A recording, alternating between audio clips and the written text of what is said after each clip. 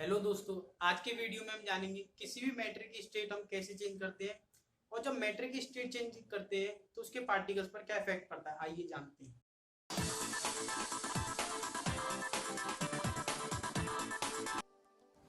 पिछली वीडियो में हम जान चुके हैं कि मैटर की जो स्टेट्स होती हैं, तीन स्टेट होती हैं, सॉलिड, लिक्विड एंड गैस। सबसे पहले हम बात करेंगे किसी भी सॉलिड को लिक्विड के अंदर कैसे चेंज किया जाता है। सॉलिड और लिक्विड की कुछ प्रॉपर्टी हम पहले भी पढ़ चुके हैं। सॉलिड के अंदर हम जानते हैं कि जो पार्टिकल्स होते हैं ये बहुत बहुत पास होते हैं, बहुत पास पास होते हैं और इनके बीच में इंटरमोलिकुलर फोर्स ज्यादा होती है और डिस्टेंस जो होती है बहुत कम होती है। जबकि लिक्विड के अंदर पार्टिकल्स सॉलिड की अपेक्षा थोड़े दूर दूर होते हैं, इनके अंदर इंटरमोलिकुलर फोर्स भी कम होता है। नॉर्मली जब हम सॉलिड को लिक्विड के अंदर कन्वर्ट करेंगे, यदि इस सॉलिड के पार्टिकल्स को मैं दूर दूर कर दूं तो मेरा लिक्विड में कन्वर्ट हो जाएगा। यानी इनके पार्टिकल्स को दूर दूर करने के लिए मुझे कुछ एनर्जी देनी पड़ेगी जिससे कि मेरा फोर्स ऑफ अट्रैक्शन टूट जाए और पार्टिकल्स मेरे कुछ डिस्टेंस पर आ जाए, दूर दूर हो जाए, जिससे कि मेरा सॉलिड लिक्विड में कन्वर्ट हो जाए। यानी एनर्जी जो मैंने दी सॉलिड को जो मैंने एनर्जी दी वो हीट की फॉर्म में दी। जब मैंने किसी भी सॉलिड मैटर को एनर्जी हीट दी तो उससे हीट देने से हुआ क्या, उनके पार्टिकल्स की काइनेटिक एनर्जी बढ़ गई। काइनेटिक एनर्जी के बढ़ने से इन पार्टिकल्स की वाइब्रेशन बहुत तेज हो गया, बहुत तेजी से स्पीड से वाइब्रेट करने लगे। यानी वाइब्रेशन जो होता है बढ़ जाता है और बहुत स्पीड के साथ वाइब्रेट करने लगते हैं। ये इतनी तेज वाइब्रेट करते हैं कि अपनी फिक्स्ड पोजीशन को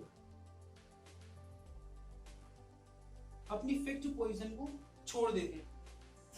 सबसे पहले क्या हुआ कि हमने हीट दी, इसको हीट देने से इसके अंदर टेम्परेचर बढ़ा, टेम्परेचर के बढ़ने से इनके बीच में इंटरमोलिकुलर फोर्स टूटने लगा धीरे धीरे और इनकी बहुत तेज स्पीड हो गई, वाइब्रेशन करने लगे, बहुत तेजी से वाइब्रेट करने लगे तो इंटरमोलिकुलर फोर्स टूट गया। इंटरमोलिकुलर फोर्स के टूटने से ये इतनी तेज वाइब्रेट करने लगे कि अपनी फिक्स्ड पोजीशन को छोड़ देते हैं। फिक्स्ड पोजीशन को छोड़ने के बाद में ये एक ऐसी स्टेज पर आ जाते हैं कि फ्रीली मूव करने लग जाते हैं। यानी कि मेरा सॉलिड जो है लिक्विड के अंदर चेंज हो जाता है। किसी भी मैटर को चेंज कराने के लिए सबसे पहले हम हीट देते हैं। सॉलिड को लिक्विड में कन्वर्ट कराने के लिए तो हम हीट देंगे, लिक्विड को गैस में कराएंगे तो हीट देंगे। हीट देने से फोर्स ऑफ अट्रैक्शन टूट जाता है, पार्टिकल्स हमारे दूर दूर हो जाते हैं और इजीली कन्वर्ट हो जाता है। सॉलिड को लिक्विड में कन्वर्ट होना, इसको हम फ्यूजन भी बोलते हैं। यानी कि वो टेम्परेचर जब मेरा सॉलिड लिक्विड में चेंज होगा, वो टेम्परेचर मेरा मेल्टिंग पॉइंट कहा जाता है। मेल्टिंग पॉइंट यानी वो टेम्परेचर जहां पर कोई भी सॉलिड मेरा जस्ट लिक्विड में मेल्ट होना स्टार्ट होगा, वो मेरा मेल्टिंग पॉइंट कहा जाएगा। मेल्टिंग पॉइंट जो होता है हमको, वो उसके फोर्स ऑफ अट्रैक्शन की फीलिंग कराता है। कैसे? मेरे पास दो बॉडी है,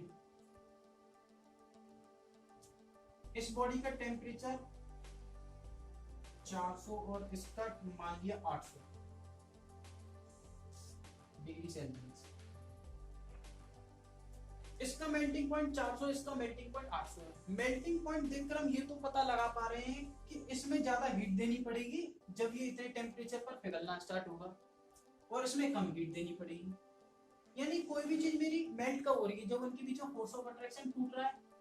यानी इससे ज्यादा हीट देने पर फोर्स ऑफ अट्रैक्शन टूट रहा है, यानी इसमें फोर्स ऑफ अट्रैक्शन बहुत ज्यादा हुई। इसमें फोर्स ऑफ अट्रैक्शन कम हुई क्योंकि कम हीट देने पर आसानी से टूट रहा है। यानी कि मेल्टिंग पॉइंट जो होता है वो मेरे को फोर्स ऑफ अट्रैक्शन की फीलिंग कराता है।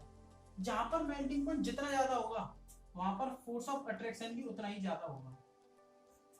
मेरा मेल्टिंग पॉइंट बढ़ेगा तो फोर्स ऑफ अट्रैक्शन पार्टिकल्स के बीच में बढ़ने लगेगी।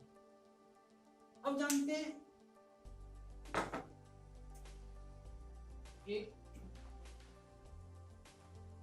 लेटेंट हीट ऑफ, पहले जानते लेटेंट हीट होती क्या है।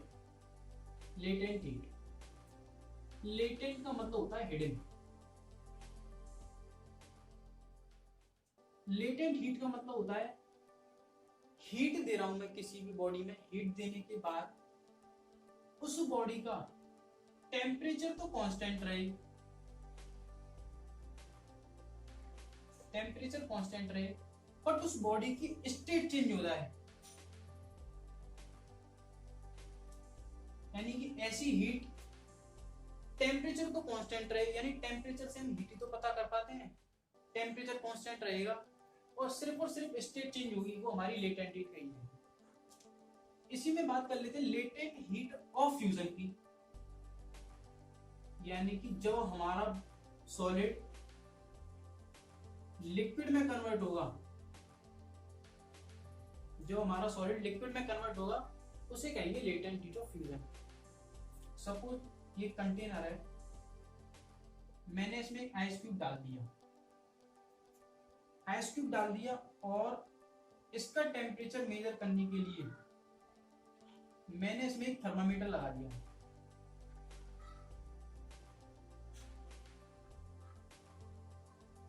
थर्मामीटर।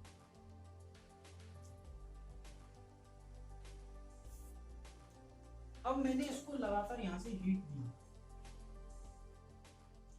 इसको मैं हीट देता गया, तो हमने देखा इस थर्मामीटर के अंदर टेम्परेचर भी बढ़ने लगा।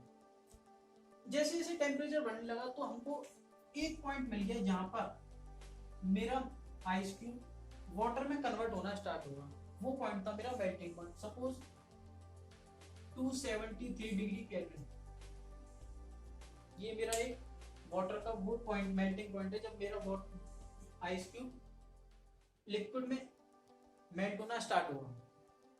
हमने देखा कि हम इस कंटेनर को कंटिन्यूअसली हीट देते जा रहे हैं, पर लेकिन इस थर्मामीटर के अंदर 273 डिग्री केल्विन मिलने के बाद में कोई भी टेम्परेचर राइज नहीं हो रहा है, पर हम हीट तो कंटिन्यूअसली दे रहे हैं, यानी जो हीट हम देते जा रहे हैं लगातार वो जाता रही है, वो हमारी जो हीट सारी की सारी जा रही है वो इस आइस क्यूब के पार्टिकल्स के फोर्स ऑफ अट्रैक्शन को तोड़ने में खर्च हो रही है, ना कि इस टेम्परेचर को राइज करने में।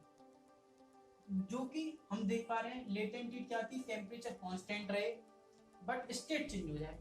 देखें यहाँ पे हमारा टेम्परेचर तो कांस्टेंट रहा, पर लेकिन इस मैटर की स्टेट चेंज हो गई, सॉलिड से हमारा क्या हो गया लिक्विड, इसीलिए इसको लेटेंट हीट ऑफ फ्यूजन कहते हैं। अब बात करते हैं लिक्विड को गैस में कैसे कन्वर्ट किया जाता है। सेम वही प्रोसेस है, लिक्विड को जो हम गैस में कन्वर्ट करेंगे, ये हम जानते हैं लिक्विड के पार्टिकल्स जो होते हैं गैस की अपेक्षा थोड़े पास पास होते हैं और गैस के बहुत दूर दूर होते हैं, फ्रीली रैंडमली मूव करते हैं। लिक्विड में होता क्या है, लिक्विड को जब हम हीट करते हैं,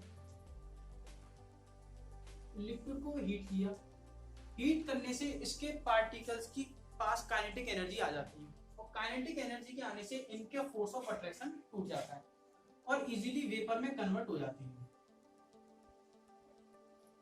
वेपर में कन्वर्ट हो जाता है, यानी लिक्विड हमारा गैस में आसानी से कन्वर्ट हो जाता है। जैसे हमारा था लेटेंट हीट ऑफ फ्यूजन, ऐसे ही हाँ एक बात और, जो हम लिक्विड से वेपर में कन्वर्ट करते हैं वो टेम्परेचर जो हमारा लिक्विड जस्ट वेपर में कन्वर्ट होना स्टार्ट होता है, जस्ट कन्वर्ट होना स्टार्ट होता है वेपर के अंदर, वो पॉइंट हमारा बॉइलिंग पॉइंट आ जाता है।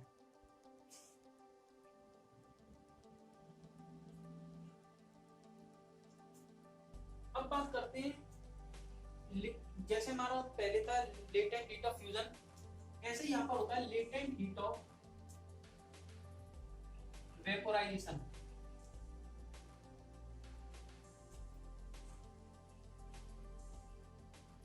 ये क्या होता है, ये भी एक छुपी हुई ऊष्मा होती है। देखिए जैसे मेरा वाटर था, वाटर को मैंने लगातार हीट देता गया,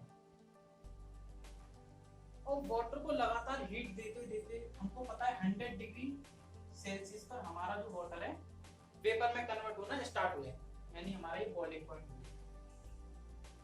100 डिग्री सेल्सियस मिलने के बाद में हमारा वाटर वेपर में कन्वर्ट होता है, तो वेपर के पास जो एनर्जी होती है वो ज्यादा होती है, जबकि इस वाटर की कम होती है, यानी वेपर के पास एनर्जी ज्यादा कहां से आएगी, हमारा टेम्परेचर तो कांस्टेंट रहा पहले की तरह, जैसे लेटेंट हीट में टेम्परेचर कांस्टेंट रहता है, पर लेकिन स्टेट चेंज हो जाती है। सेम कंडीशन यहाँ पर, हीट देने से हमारा टेम्परेचर तो कांस्टेंट रहा, पर लेकिन इस वाटर लिक्विड की स्टेट चेंज हो गई वेपर में। ये हमारी कही जाती है लेटेंट हीट ऑफ वेपोराइजेशन। कुछ प्रोसेस ऐसी होती है जैसे सॉलिड को चेंज किया हमने लिक्विड में, और जब लिक्विड को चेंज किया हमने गैस में, यानी कोई हमसे कहे सॉलिड को गैस में कन्वर्ट करना है, तो हम क्या करते हैं, पहले सॉलिड को लिक्विड में करेंगे, लिक्विड को गैस में करेंगे। बट कुछ प्रोसेस ऐसी होती है जो डायरेक्टली मेरी सॉलिड से गैस में कन्वर्ट हो जाती है, उस प्रोसेस को हम सब्लिमेशन प्रोसेस बोलते हैं। जो कि जब हम सॉलिड से गैस में कन्वर्ट करेंगे तो वो लिक्विड में चेंज नहीं होगी, गैस से जो डायरेक्ट मेरे सॉलिड में कन्वर्ट हो जाती है, ऐसी प्रोसेस कही जाती है डिफ्यूजन। तो आज हमने सीखा कि मैटर की स्टेट को कैसे चेंज किया जाता है और उसके पार्टिकल्स पर क्या इफेक्ट पड़ता है।